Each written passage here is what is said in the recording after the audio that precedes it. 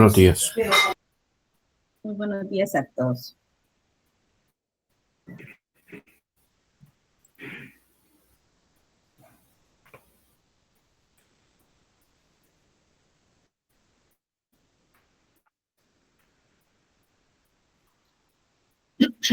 Muy bien, antes de iniciar la sesión, únicamente les voy a pedir favor, como esta es la tercera clase, yo no sé si todavía se estarán incorporando algunas personas que se están integrando al curso.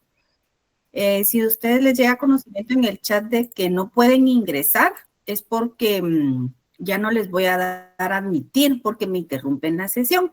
Entonces, si ustedes fueran tan finos de apoyarme, de indicarles que tienen que seguir el procedimiento para ingresar a la sesión, por favor. Entonces, si fueran tan finos de apoyarme en este sentido. Y los que están ingresando de manera incorrecta, por favor, les solicito que se salgan de la sesión y que ingresen como corresponde. Por favor. Deben seguir el procedimiento que está en la página para que no tengan ningún inconveniente ni en esta clase ni en las demás. Muy bien, muchas gracias. Disculpen ahí voy a iniciar la sesión. La grabación, perdón.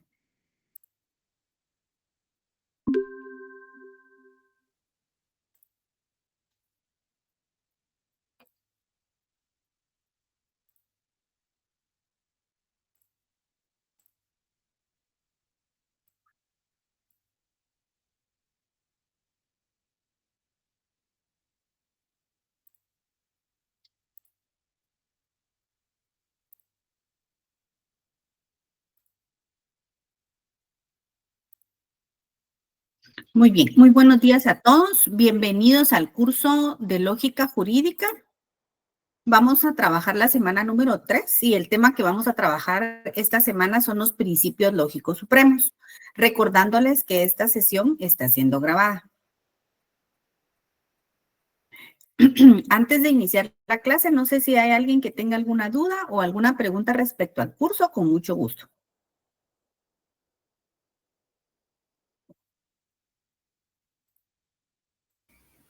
Solo para quien está indicando que no se escucha, me imagino que tal vez es el tema de su audio, porque yo lo escucho bien los demás colegas. Muchas gracias, Lick José, le agradezco.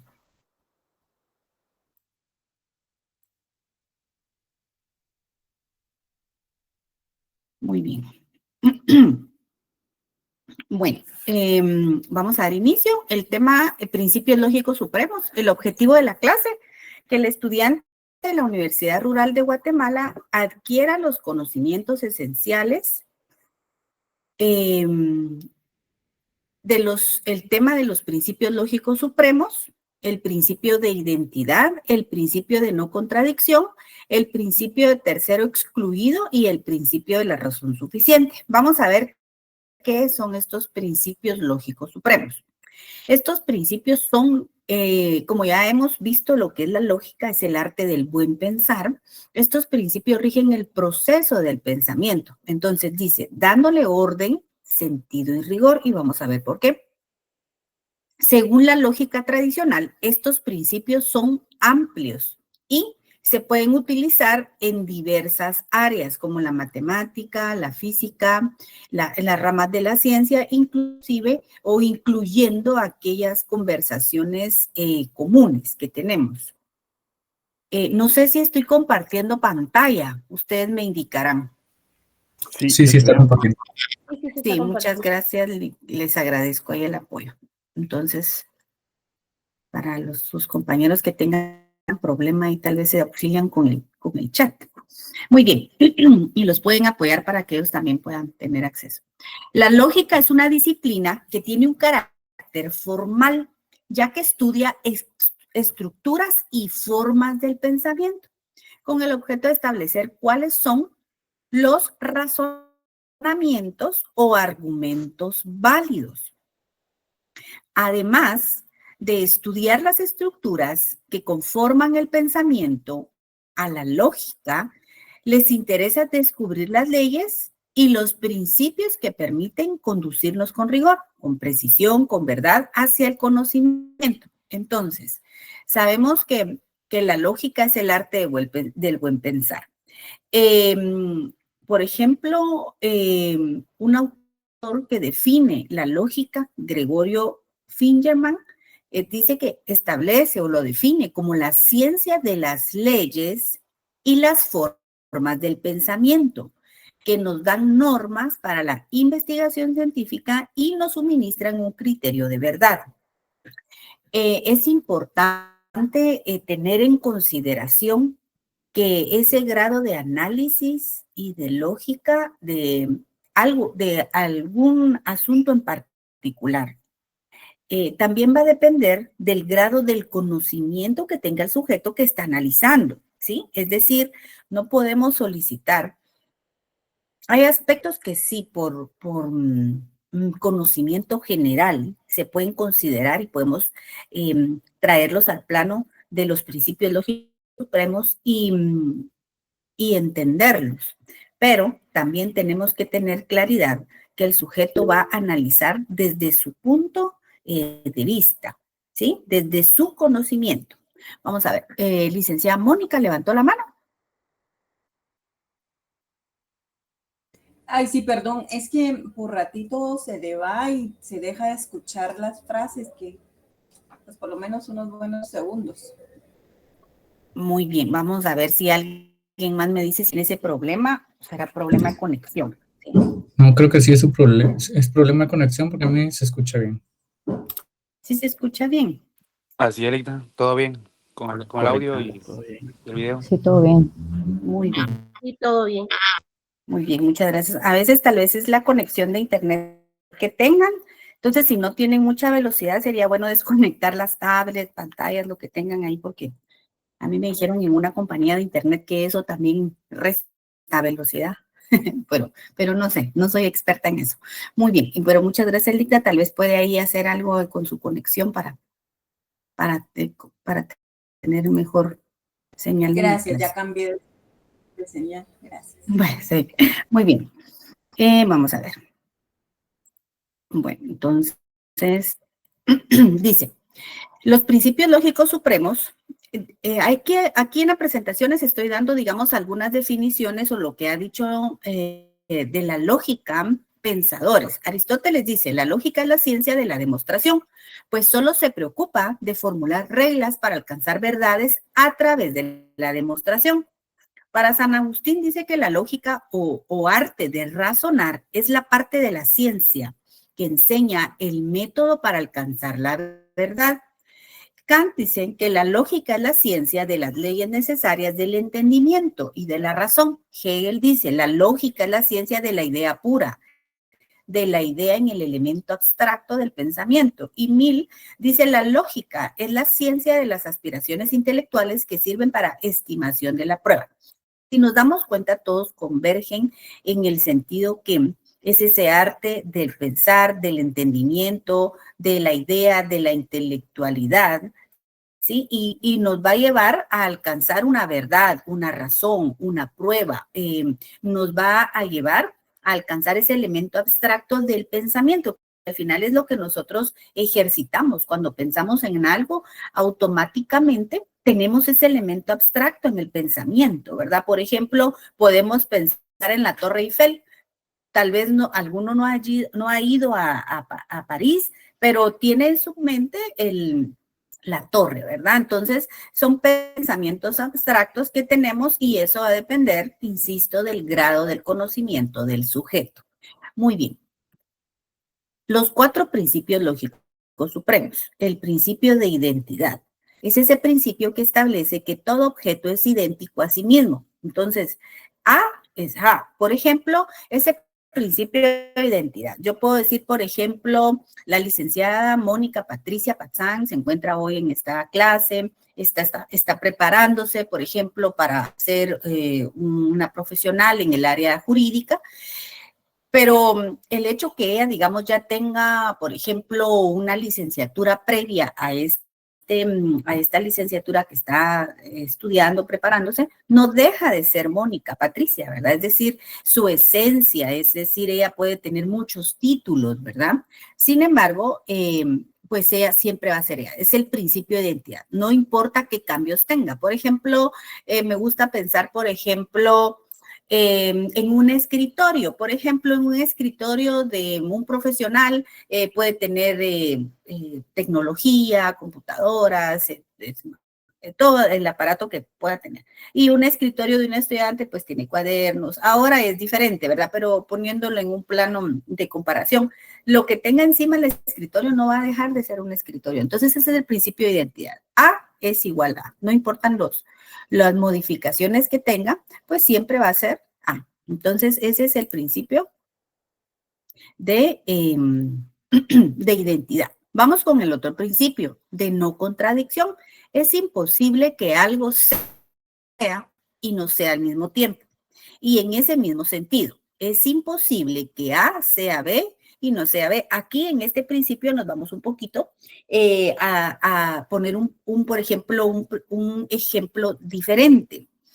Por ejemplo, el momento en donde, por ejemplo, una persona es estudiante, en ese momento va a ser estudiante, ¿sí? Pero va a ser imposible que vuelva a ser, por ejemplo, el estudiante preparándose para su carrera, por ejemplo, bachillerato, y después sea un profesional, eso va a cambiar. Entonces es imposible que A sea B y B no sea A, porque no son los momentos. Digamos, por el transcurso, en este caso del tiempo, aquí hay una, digamos, no se puede retrotraer. Entonces en su momento fue A y posteriormente fue B. Aquí es diferente al principio de identidad, porque el principio de la identidad dice que pueden hacer muchas cosas, pero no va a cambiar en sí la persona, por ejemplo. En cambio, aquí estamos hablando de este principio de no contradicción. Es imposible que, por ejemplo, yo vuelva digamos, a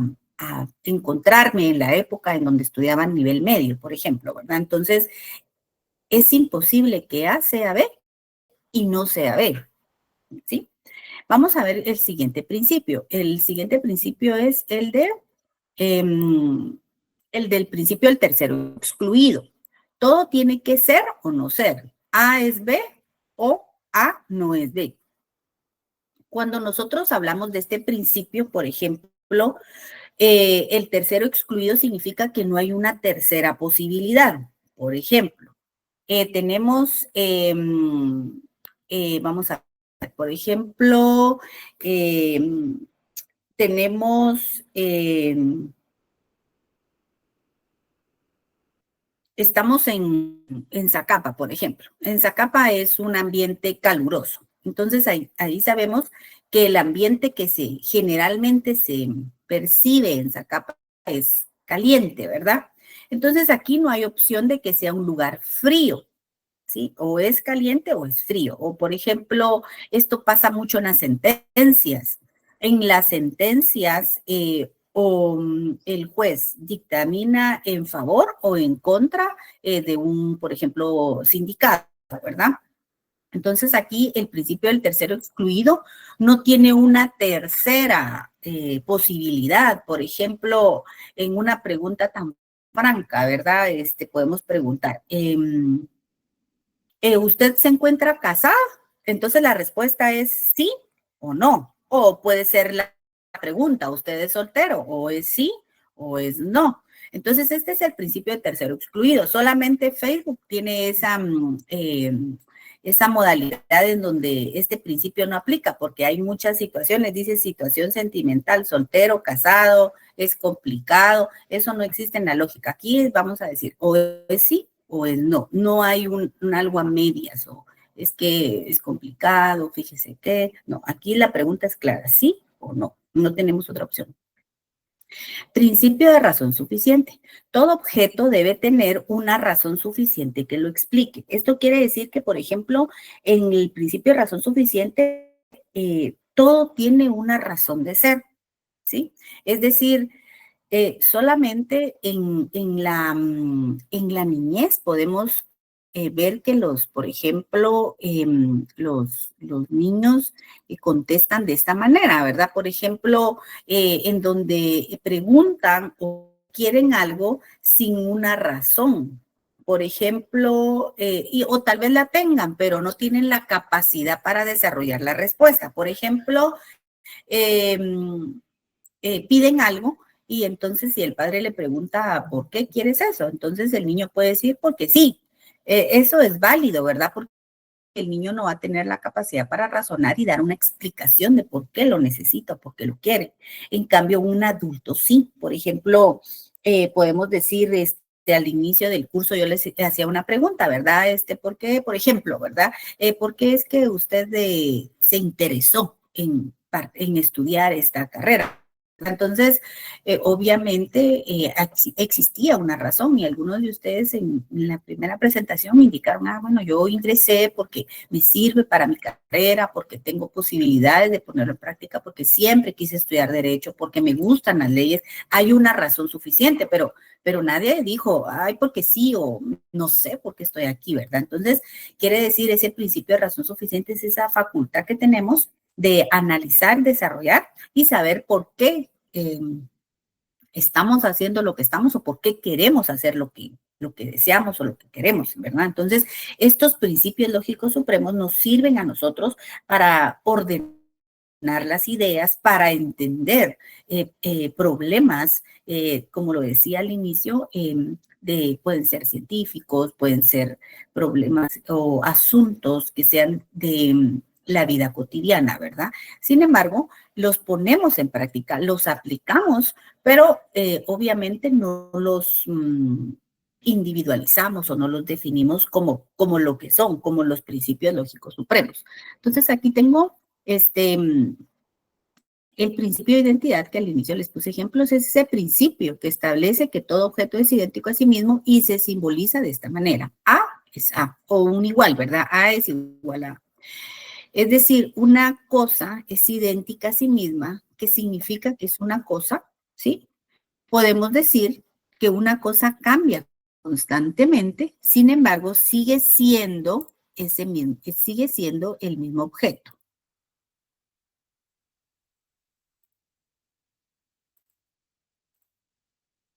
Todas las cosas, por mucho que éstas cambien, tienen algo que las identifica, un sustrato lógico que nos permite identificarlas en la totalidad de sus diversas situaciones. La identidad es una ley de nuestro pensamiento, ya que éste reclama buscar la identidad de las cosas. En primera instancia, cuando formalmente aludimos al primer principio lógico llamado de identidad, nos referimos a los objetos o cosas, por lo cual, hablando con rigor, este sería un principio de carácter ontológico. Va más allá, analizamos, estudiamos. ¿Por qué nos referimos a las cosas? Para que fuera un principio estrictamente lógico, tendríamos que aplicarlo o referirlo a juicios o enunciados, diciendo, por ejemplo, todo enunciado es idéntico a sí mismo, lo que ustedes quieran, por ejemplo. El principio de no contradicción. Este principio se enuncia diciendo, es posible que algo sea y no sea al mismo tiempo y en el mismo sentido. En forma esquemática se puede simbolizar. Es imposible que A sea B y no sea B. Aquí tenemos un ejemplo, el ejemplo de un libro, ¿sí? Y no sea a la vez. Es posible pensar que un objeto pueda ser algo y no ser ese algo después, pero no al mismo tiempo. Así, lo que fue antes un libro puede ser ahora basura o ceniza. Por ejemplo, puede estar aquí ahora y no estar después, pero no al mismo tiempo. Así como el principio de identidad nos dice que una cosa es una cosa, el principio de no contradicción nos dice que una cosa no son dos cosas a la vez. En el plano lógico de los juicios, este principio de no contradicción nos dice que dos juicios contradictorios entre sí no pueden ser verdaderos. Por ejemplo, todos los hombres son mortales. Algunos hombres no son mortales. En este caso, solo el primer juicio es verdadero. Es decir, aquí no hay el principio de no contradicción. Vamos a ver, licenciada Indira, levantó la mano. Así es, muchísimas gracias, maestra. Aquí me queda un poquito de duda, pero tal vez yo me estoy adelantando o lo estoy analizando de forma diferente, pero por ejemplo, cuando vamos a aplicar el principio de identidad o podemos aplicar el principio de contradicción en el razonamiento de un caso, ¿cómo lo podríamos hacer? Porque muchas veces pues hay una contradicción entre todo lo que se tiene de las circunstancias de los hechos que se manejan, ¿verdad? Entonces, ¿cómo estos dos principios nos podrían apoyar en ese razonamiento del caso? Uh-huh. Muy bien. Por ejemplo, el principio de la no contradicción, es donde no podemos, por ejemplo, no pueden ser dos cosas a la vez. Es, por ejemplo, dependiendo. Es que depende del momento en donde nosotros lo pongamos. Por ejemplo, si pensamos en el principio de identidad en un caso, AESA, por ejemplo, quiere decir que aquí siempre va a haber, nos vamos a ir prácticamente a buscar, digamos, que la persona sigue siendo la misma. Es, digamos, por ejemplo, podemos establecer una filiación. O es o no es su hijo. Por ejemplo, en un caso de un proceso sucesorio intestado. El principio de identidad lo utilizamos en realidad porque nosotros como notarios debemos probar la filiación a PGN, por ejemplo. Entonces, si es un proceso judicial, un proceso intestado extrajudicial, como notarios le debemos probar, en este caso a PGN, que sí existe una filiación, ¿sí? Que hay una identidad, que Juan es hijo de doña Juana, por ejemplo, ¿sí? Entonces, aquí este principio de identidad es importante. Si nosotros como notarios, en este caso hipotético, no podemos probar la filiación, ¿sí? Lo más probable es que tengamos una opinión desfavorable o un previo que nos indique de que definitivamente, como no pudimos probar la filiación, no es posible continuar con el proceso sucesorio. O, por ejemplo, en un juicio de pensión alimenticia, también debemos probar. Aquí no hay opción, ¿sí? La identidad. Por ejemplo, en un proceso de pensión alimenticia, esto es muy, muy común. Por ejemplo, que la madre, digamos, decidió en algún momento, o los padres decidieron en algún momento cambiarle el apellido a los hijos, ¿sí? El apellido paterno. Pero existe una obligación de alimentos. Entonces, este niño ya no tiene el apellido paterno, ¿sí? Pero su esencia es la misma, ¿sí? El principio, o sea, aunque haya cambiado el nombre, no le quita la obligación al padre obligado en alimentos a suministrarle alimentos. No sé si los estoy confundiendo. Por ejemplo, los padres decidieron cambiarle el apellido por cualquier motivo y el apellido paterno era Alvarado, por ejemplo. Y entonces no les gustaba el apellido por cualquier razón, le cambiaron el apellido paterno al niño y esto puede pasar. Y entonces ahora en lugar de ser Alvarado, ahora es Álvarez.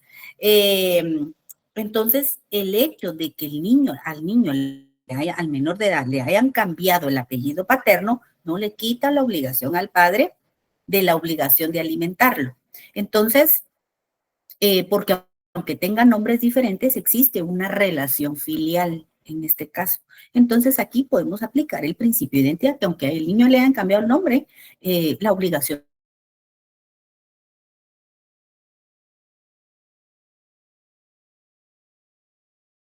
al mismo tiempo. Por ejemplo, en el caso, por ejemplo, vamos a ver, un caso, por ejemplo, pensemos en algo de familia, por ejemplo, bueno, en un divorcio.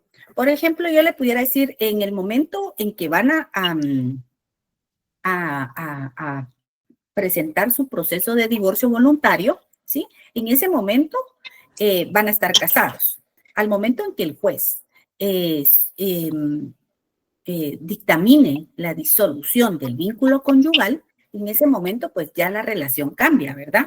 Entonces es imposible que A sea B y no sea el B al mismo tiempo. Entonces en ese momento va a cambiar. Sin embargo, existen obligaciones que surgieron en la época del matrimonio, por ejemplo, la obligación que tiene el marido de dar una pensión a la mujer divorciada. Entonces aquí ese es el principio de no contradicción. Aquí estaban casados. Posteriormente van a estar solteros por un divorcio, ¿sí?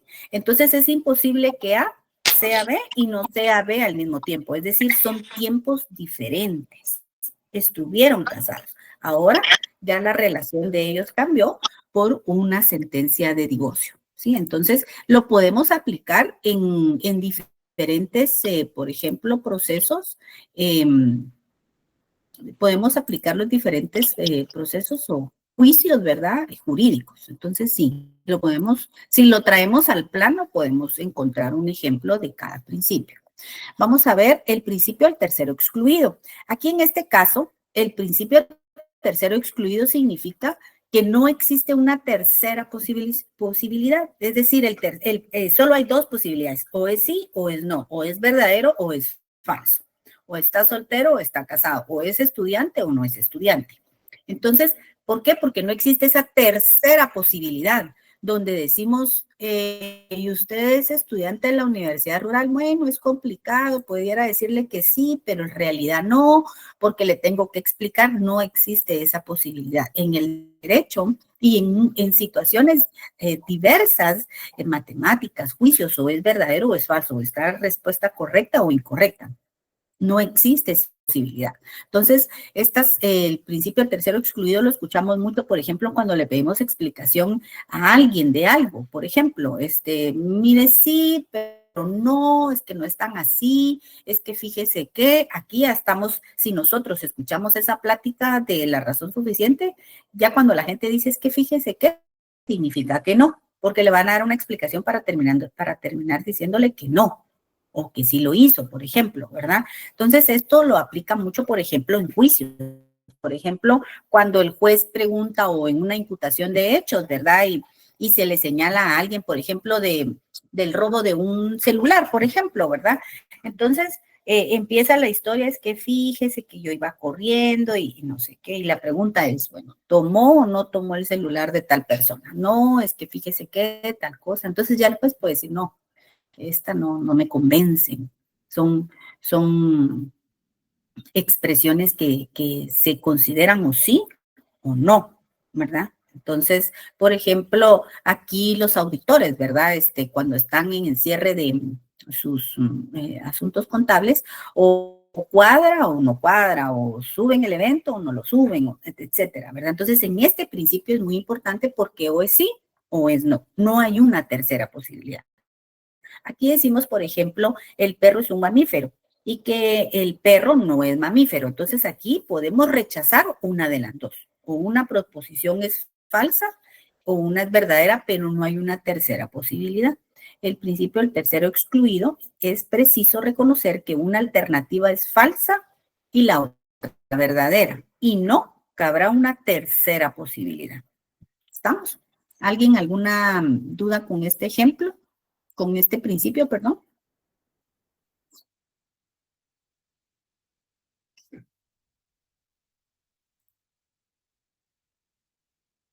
¿Estamos ahí? Vamos a ver, licenciada Patricia.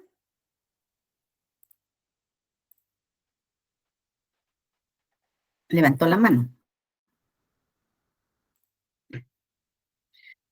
Vamos a ver.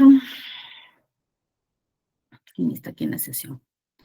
Está en la sesión el licenciado Carlos Arturo González. Licenciado Carlos, si nos puede poner un ejemplo del principio del tercero excluido. Y se la vamos a poner fácil para que el ejemplo que lo ponga desde el área que usted maneja, ¿verdad? Si usted es auditor o si usted es ingeniero. Buenos días. Sí, como usted Muy buenos platicaba, días. aquí sí, eso no es, o sea, esto es color rojo, no es Corinto, ¿ah? Entonces, tienen que ser simplemente de lo que uno está o lo que espera, ¿no? Por ejemplo, en su profesión, un ejemplo. Sí, no, lo que usted hablaba, yo soy auditor y aquí cuadra Okay. o no cuadra y las cosas tienen que ser tal como dice la ley y hay que cumplirlas, y si no es así, hay que dejar una nota de auditoría porque no es tal como lo explicaban, ¿verdad? Muy bien, licenciado. Y el licenciado y sus notas. Nosotros los abogados no queremos ver esas notas de auditoría. Cuesta mucho desvanecerlas. Muy bien. Muchas gracias, licenciado. Bueno, ¿alguien más levantó la mano? Sí, licenciada, buenos días. Buenos días. Yo en el área de tecnología podría pensar que el tercero excluido, digamos, sería como la lógica binaria, diciéndolo de forma simple, una autenticación, o la contraseña es correcta o es incorrecta. Digamos, un usuario accedió al sistema y puso la contraseña correcta, y si no accedió la puso incorrecta, o sea, no hay una tercera opción. Ahí está, muchas gracias, licenciado. Muy bien. Licenciada Mayra, ¿levantó la mano? Sí, licenciada, aquí, por ejemplo, pensaba yo en una prueba de paternidad, ¿verdad? Acá no sé si es posible que se puedan aplicar el principio de identidad y también el de tercero excluido, ¿verdad? No sé si ahí apliquen los dos o solo uno de los dos o ninguno. Sí, es como usted lo analice, porque por ejemplo... no es fijo por la prueba, ¿verdad? Ajá. Y la misma prueba que determina que si es hijo, pues el principio de identidad de que es hijo, ¿verdad? Entonces no sé si... La filiación, aquí digamos lo que nos va a importar en el campo del derecho sería como la filiación, aunque no esté reconocido en este caso, ¿verdad? No deja de ser su hijo. Entonces lo que nosotros tenemos que hacerlo en derecho es hacer valer el derecho, ¿verdad? Entonces ya sabemos que la sentencia de este proceso de filiación va a ser que el juez dictamine una sentencia favorable para que el niño sea inscrito por una orden judicial y que tenga el apellido, ¿verdad? Entonces, si se dan cuenta, podemos analizar juicios, procesos, actividades desde nuestra profesión, ¿verdad? Que actualmente pues ustedes ejercen y podemos darnos cuenta, o incluyendo, por ejemplo, conversaciones al azar, coloquiales, ¿verdad? Entonces, podemos darnos cuenta que las personas como no están diciendo la verdad, están exagerando, ¿verdad? Entonces, muy bien, licenciada Elizabeth Andrade. Sí, buenos días. Yo solo quería poner un ejemplo en el campo donde me desempeño, que es bancario. Sería un ejemplo, giró un cheque con fondos o sin fondos. O sea, giró un cheque sin fondos porque no tenía fondos en la cuenta. Entonces ahí ya cae en una estafa, se podría decir. Muy bien. Muy bien, sí. Entonces, si nos damos cuenta, estos principios lógicos supremos los aplicamos en nuestra vida diaria, cotidianidad, sin identificarlos, ¿verdad? Sin decirles, este es el principio de no contradicción, ¿sí? Este es el principio del tercero excluido, tal cosa, ¿verdad? Sin embargo, si nos damos cuenta, cuando nosotros razonamos un asunto en concreto, podemos darnos cuenta y auxiliarnos de estos principios y no necesariamente los denominamos, pero al momento de nosotros entender parte de la lógica, y esto nos lo enseñan a nosotros por ejemplo, trabajamos mucho esta área en el área común de las licenciaturas, ¿verdad? Y donde nos van enseñando, ¿verdad? Nos enseñan a nosotros que en realidad la lógica es muy importante y la ponemos en práctica, ¿verdad? Licenciada Indira levantó la mano. Sí, maestra, sí. Bueno, analizando con del principio del tercero excluido, por ejemplo, estaba yo analizando, soy trabajadora social, he trabajado con niñez y adolescencia, he estado trabajando con adolescentes en conflicto con la ley penal. Por ejemplo, a nosotros nos llega un caso donde dice que es acusado de violencia sexual, pero él viene y dice, yo no soy culpable. Entonces ahí entraría el principio de contradicción. Pero aquí o es A o es B, como dice usted. Y aquí, según el análisis jurídico, es de que es A. ¿Por qué? Porque se da ahí sí que todos los hechos alrededor, y por eso se le denominó que era un agresor, pero bueno, no se le puede denominar así porque es adolescente en conflicto con la ley penal, entonces es una amonestación por violencia sexual. ¿Así sería entonces el tercero excluido? Sí, aquí o es culpable o es inocente, ¿verdad? Entonces, recordemos que cuando aquí en esta presentación dice, aquí, por ejemplo, los principios lógicos supremos y aquí nos dan definiciones. Y entonces aquí Smith dice, la lógica es la ciencia de las aspiraciones intelectuales que sirven para estimación de la prueba. Entonces, aquí, en este caso en concreto, por ejemplo, de un proceso de menores en conflicto con la ley penal, el juez va a evaluar los medios de prueba. Y, por ejemplo, en cualquier caso penal ya de personas mayores de 18 años, por eso los elementos de la prueba son importantes, porque si el juez, cuando el juez va a dictaminar una sentencia, el juez tiene que tener la convicción de que es culpable. Si existe una duda razonable, una pequeña duda que le generemos al juez, ya sea defensa o de parte de la parte acusadora, por ejemplo, si existe la defensa lo que tiene que crear es una duda razonable en el juez. Necesitamos como abogados defensores de darle una prueba que él es inocente. Con que demos indicios a que exista una duda de que si fue o no fue, si que participó en la comisión de un delito, ¿verdad?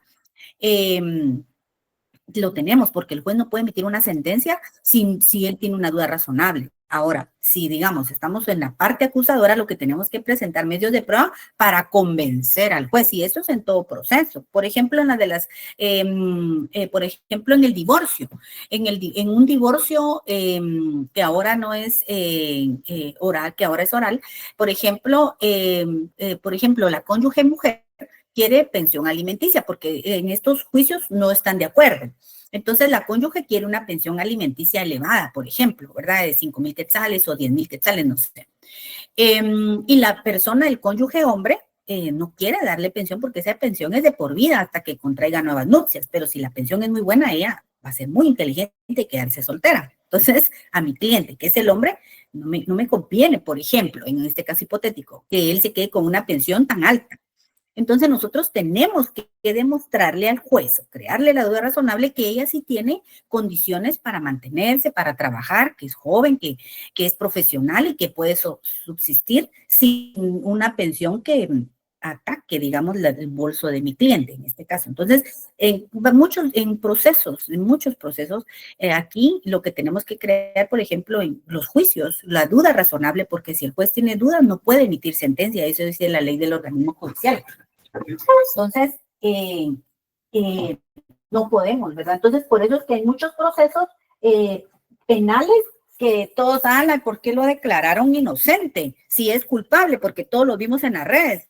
Pero si al juez no le presentaron en la carpeta judicial los medios de prueba incorporados como debe, él lo pudo haber visto como una persona ajena al proceso, pero no lo puede, él no puede llevarse, digamos, dejarse llevar por estas situaciones. Entonces, las sentencias en el artículo 147 de la ley del organismo judicial dice, las consideraciones de derecho que harán mérito al valor de las pruebas rendidas y de las cuales los hechos sujetos a discusión se estiman probados, se expondrán asimismo las doctrinas fundamentales de derecho y los principios que sean aplicables al caso y se analizarán las leyes en que se apoyen los razonamientos en que descanse la sentencia.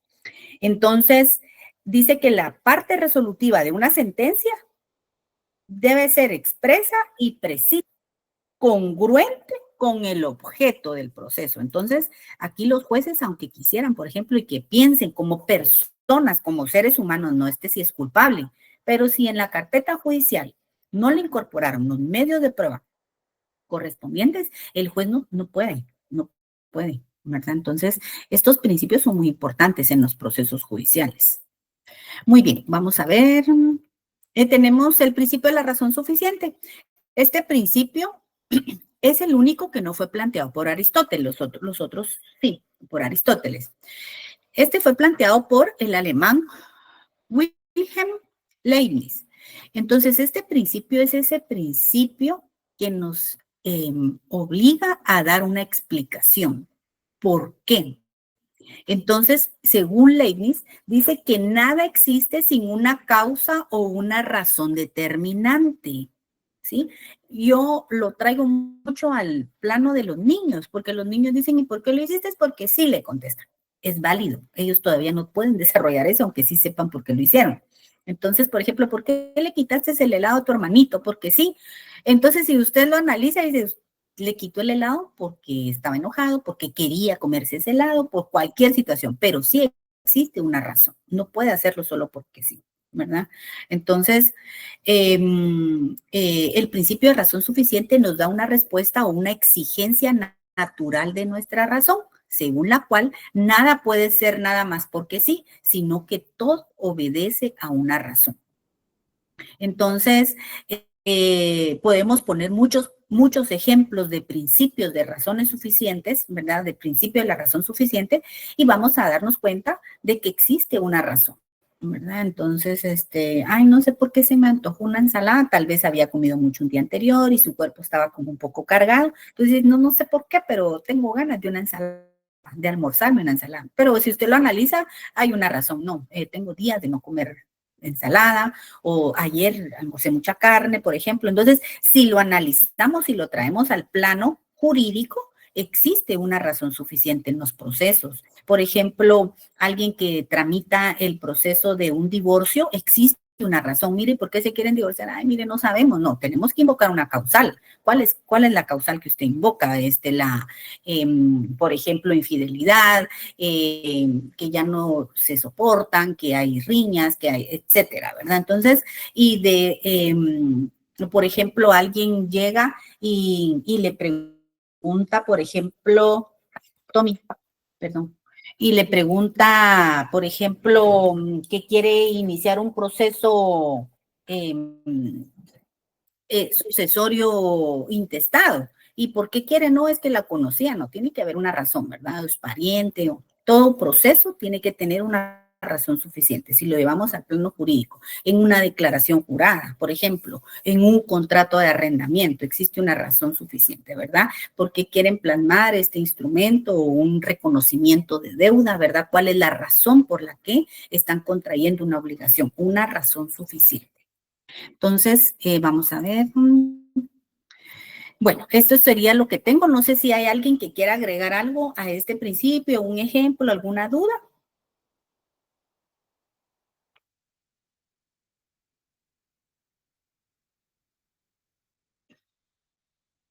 ¿Nadie? Vamos a ver por aquí. Buenos días. Muy buenos días. Buenos días, Osman Montepec le saluda. Licenciado Osman, buenos días. Perdón si se escucha tan pero estoy fuerísima en el interior de la República.